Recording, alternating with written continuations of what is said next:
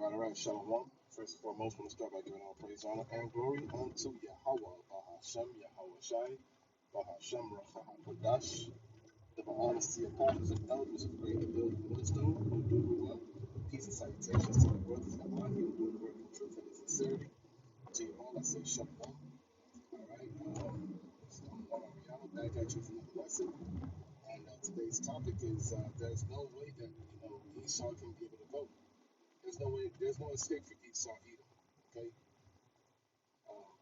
As Apostle Tahar said recently uh, in the street teaching, street ministry, we're already in World War III, man. Okay, it's already begun. It just hasn't been officially, announced by the government. But we're already at war with these different nations. Okay, and ultimately we know, being in this truth, what the end is going to be. All right, we're coming up on the climax of it all. All right, and you know, the end result is going to be, Babylon being destroyed with fire. Right? The elites, they know that their end is coming. They know that there's going to be all nuclear warfare between these different nations, and they're preparing themselves to be able to escape those those tumultuous times. But for the most part, they'll you'll have some of the elite who will be able to escape. All right, but this is the reason why I want to go into the book of Amos. They can try, but it ain't going to happen. So this is Amos 9, starting at verse 1. It says, I saw the Lord standing upon the altar, and he said, smite the lintel of the door that the posts may shake, and cut them in the head, all of them. And I will slay the last of them with the sword. He shall not flee away. And he that escapeth of them shall not be delivered. Though they dig into hell, thence shall my hand take them. Though they climb up to heaven, thence will I bring them down. So, we know that Esau has these things called domes, which are deep underground military bunkers. All right, for the government officials, and then you have your millionaires and your well-to-do. They have different bunkers and different doomsday setups in different parts of the world. And their hope is that they'll be able to escape the impending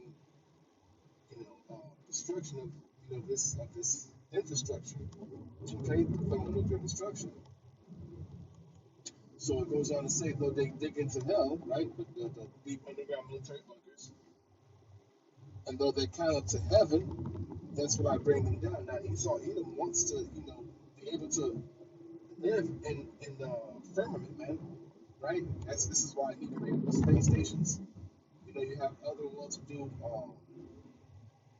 uh, Edomites that want to be able to, create a whole new society in outer space, right? In hopes that they can be able to escape, you know, uh, the deterioration or the destruction of this place, which we know is to be, aka, America. And Yahweh Shai says there's no escape for them, man. They can go into the bunkers, they can climb up to the heavens, and look, the Lord said He's going to bring them down. They shall not escape the sword. And those of them that are delivered shall not, those of them that remain shall not be delivered. So for the most part, you have what is called fallout, man. So even though you may not get hit by a direct missile, you may survive the missile attack, but what about the radiation that exudes from those missiles, man? So if the missile didn't get you the radiation one, okay? So nobody's escaping this up and pending, judgment, man. Okay? In verse 3 it says, and though they hide themselves in the top of Carmel, I will search and take them out thence. And though they be hid from my sight in the bottom of the sea, thence will I command the serpent, and he shall what? He shall bite them. And that's talking about the Leviathan. All right? Esau Edom is not going to be able, you go into heaven, you're dealing with the chariots. You go to the bottom of the ocean, you're dealing with the Leviathan. Right? And there's no way for you to run, there's no way for you to hide. So these are just words of encouragement, hopefully this is edifying. So even though it may seem like Esau even is winning, he's not going to win. Okay, the end result for him is ultimately, him going into captivity.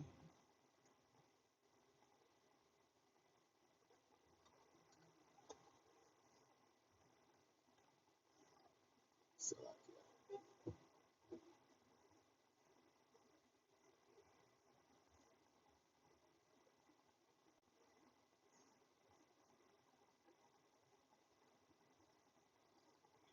all right. This is Psalms 149. The Father says, "Let the saints be joyful in glory.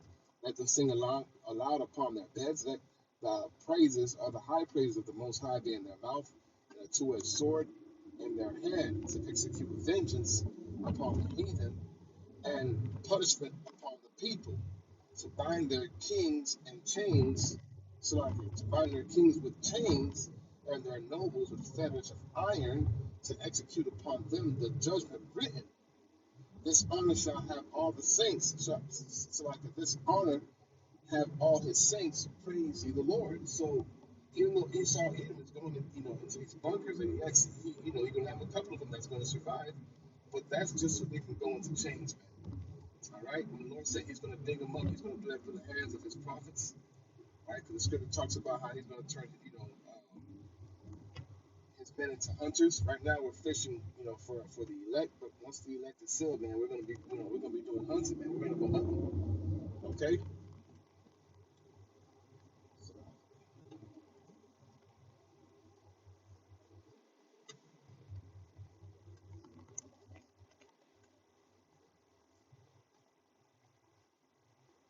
This is Jeremiah 16:16. It says, "Behold, I will send from many fishers, saith the Lord." And right now, that's what the prophets are doing. We're out there, we're fishing.